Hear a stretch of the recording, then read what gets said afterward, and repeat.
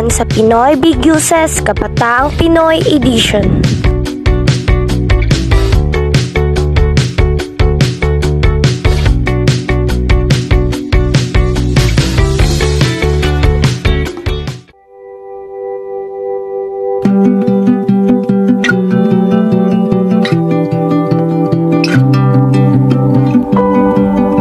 Mag-voice over sila at sasabihin nila yung mga ayaw na ugali ng mga housemate.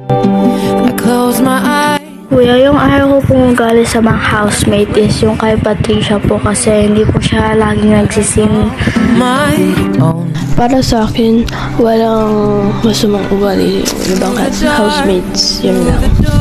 Pero deep inside, meron. Ayoko lang sabihin.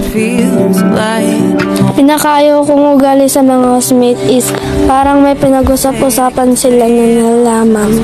Tapos, parang ikaw yung target nila.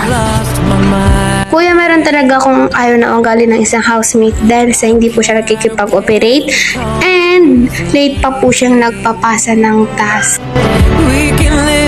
Kuya, ang ayaw ko pong ugali ng mga housemates is yung hindi po sila nakikipag-participate at hindi po sila nagpapasa ng mga tasks nila on time, tapos hindi pa po sila active sa GC natin. Kung baga parang ano lang kuya, minsan lang po sila naging active. Kung baga yung parang may mga duo-duo lang kuya, saka lang sila makikipag-participate pag mga ganun po. Ang pinakaayaw ko sa mga ugali ng housemates ay nagpaparinig sa FB.